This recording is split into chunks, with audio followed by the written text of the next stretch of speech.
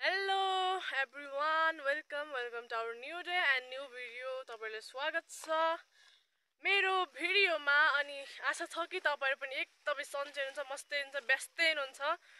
So अनि म चाहिँ अब मेरो गाउँमा बसाइ सकिने भयो आजदेखि चाहिँ हैन। अनि म चाहिँ यो बेलुकाको टाइम कति 4 बजेदेखि स्टार्ट गर्दैछु अनि म चाहिँ भोलि नै जाँदैछु उता केटीएम। सो अनि हामी चाहिँ दिदी बहिनीहरु मिलेर हामी 4 दिदी बहिनी मिलेर आज चाहिँ टिकटक बनाउन यसो निस्केका छौं बाहिर यता अलिकति खुल्ला ठाउँमा। अनि यहाँ टिकटक बनाइसकेपछि अनि भोलिको लागि सामान के प्याक गर्ने के गर्ने त्यो सबै म देखाउने नै छु भिडियोमा। सो हेरेर साथ दिनु होला साथीहरु। अनि यहाँ चाहिँ मेरो साइली बहिनी अनि साइली यता छ भने अब हामी चाहिँ यतै टिकटक बनाउने अलिक माथि अनि माथि चाहिँ बनाउनु पर्ने हुन्छ टिकटक। जाँदैछौँ हामी चाहिँ बादल नि त्यस्तै छ साथीहरु फेरि। सो यसो छ मौसम चाहिँ। सो साथीहरु हामी चाहिँ हाम्रो टिकटक बनाउने ठाउँमा आइसक्यौं। अब यही बनाउनु पर्ने हुन्छ अलिकति खुल्ला। मेरो छन् दिदी बहिनीहरु टक्क लाएर अनि कस्तो हुन्छ टिकटक बनाउँछौं हेर्दै गर्नु होला है त। सो साथीहरु हामी चाहिँ अहिले फोटो भिडियो सब गरिसकेपछि अहिले अब चाहिँ घर जान लागेको। सो एकचोटी टोलीहरु प्लिज बाइ बाइ। हाम्रो भिडियो चाहिँ टिकटकमा छ अनि नटी बोय जेठी माइली साइली कान्छी प्रिन्सेस। अनि अब चाहिँ हामी यहाँबाट गएर सबै सामानहरु प्याक चाहिँ गरेर अनि त्यहाँदेखि जानुपर्ने हुन्छ। कतिचोटि लुगा चेन्ज गरिसक्यौँ हाम्रो लुगातिर यतातिर छ। अनि म भए जेठी माइली साइली अनि कान्छी हेलो गर्दियौ हेलो। सो हामी 4 बहिनी अनि हामी चाहिँ यस्तो राम्रो छौं। कसैले मन परेमा कमेन्ट गर्नु धेरै भन्न चाहिँ सकिदैन हैन। यसो मजाक गरेको कसले दिन्छ यस्तो राम्रो बहिनी, म त दिन्न। म चाहिँ साथीहरु फुपूको घर पनि जानुपर्ने थियो त्यहाँ खुर्सानीहरु के लिनलाई। अनि यस्तो रात पर्न लागिसकेको छ अनि हैन अघि यस्तो उज्यालोमा आएको अहिले रात पर्न लागिसक्यो। सो अब चाहिँ हामी जाने छौं त्यहाँ अनि राति भए पनि सामानहरु प्याक गरेर मैले चाहिँ फर्किनु पर्ने हुन्छ तर मलाई मन चाहिँ छैन। सो अब जानै पर्ने हुन्छ। अब नगएर डर छैन मेरो उता सुरु भइसक्यो मेरो क्लास पनि अनि म जानु पर्ने हुन्छ भोलि नै। भोलिको भ्लग भोलि नै हेर्नु होला। सो साथीहरु अब रात पनि परिसक्यो हामीले छोटो भिडियो हिउको फुलाल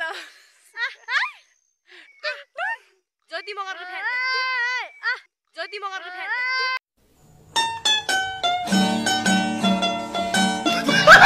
ल साथीहरु टक्क लाएर हामी चाहिँ घर पनि आइसक्यौं। राति भइसक्यो यस्तो झिलमिली भइसक्यो बत्ती बलेर। अनि एउटा कुरा देखाउँदै छु कि म साथीहरु के हेर्न चाहनुहुन्छ म देखाउँछु है त।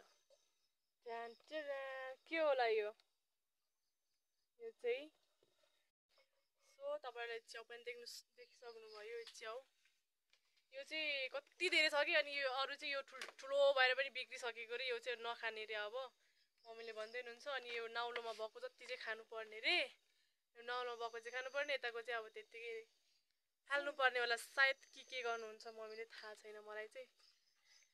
दिनैभरि घामै राजा साँझ पखेन के थियो तिम्रो माया बारेमा कहिले घटेन नि मम्मी।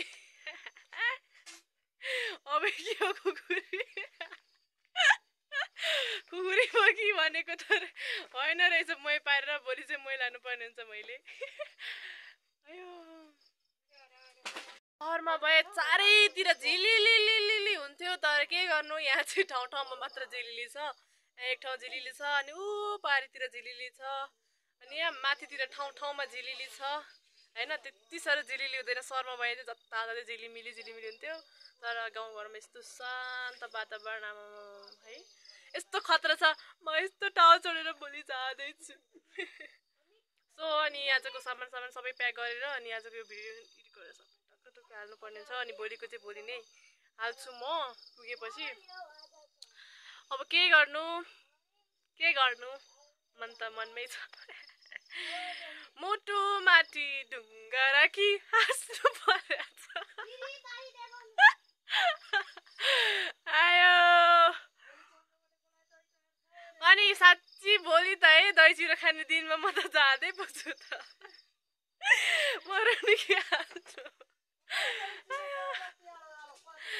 अनि म चाहिँ भोलि दही बोकेर टुइया गइहाल्छु अनि उता गएर छ्यामासँग नै कपु खान्छु के गर्नु र मुठुमाथि ढुङ्गा राखी हाँस्नु परेछ यो हाँसोभित्र धेरै कुराहरू लुकेको छ अनि यो चाहिँ दही यो भोलि चाहिँ म आधी लगिहाल्छु आधी चाहिँ मोही पार्नुपर्ने हुन्छ आज मोही पनि पारेर देखाउँछु साथीहरू म मेरो हातको मिठो मोही यही भ्लगबाट खानु होला अनि के भन्नु अब कि दही पनि चाहिन्छ तपाईँहरूलाई म लिएर आउँछु नि त हैन त्यतै बसेर खाम ल कतिपय चाहिँ मेरो साथीहरू त्यतैको हुनुहुन्छ हैन मेरो साथी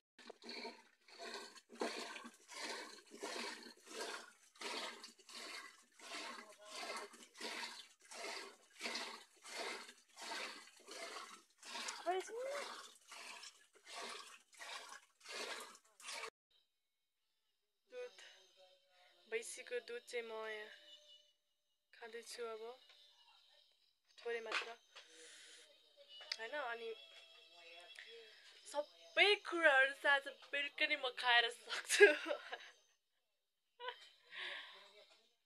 तातो छ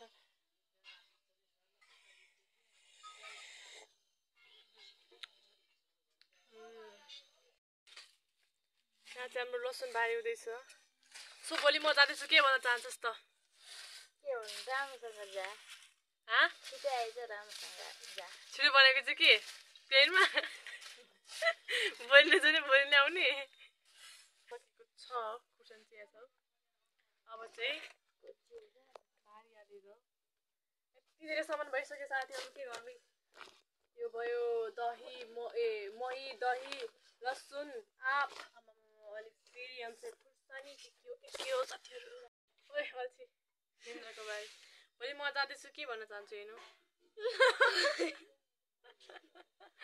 के भन्दैछु भोलि म जानु अनि राम्ररी पढ्नु अनि बाटोमा पनि नहोस् अनि त्यति शुभयात्रा ए ल तिमी पनि राम्रोसँग पढ राम्रोसँग बस्छ मम्मीले भनेको मार्न ज्ञानी बन अनि अर्को कुरा भनेको स्कुल जाँदाखेरि पतक गरेर नजाऊ so bye bye good night guys अब भोलिको भ्लग फेरि भोलि नै हेरौँला आजलाई चाहिँ यति नै थ्याङ्क यू सो मच यहाँसम्म मेरो साथ दिनुभएकोमा see you next vlog bye by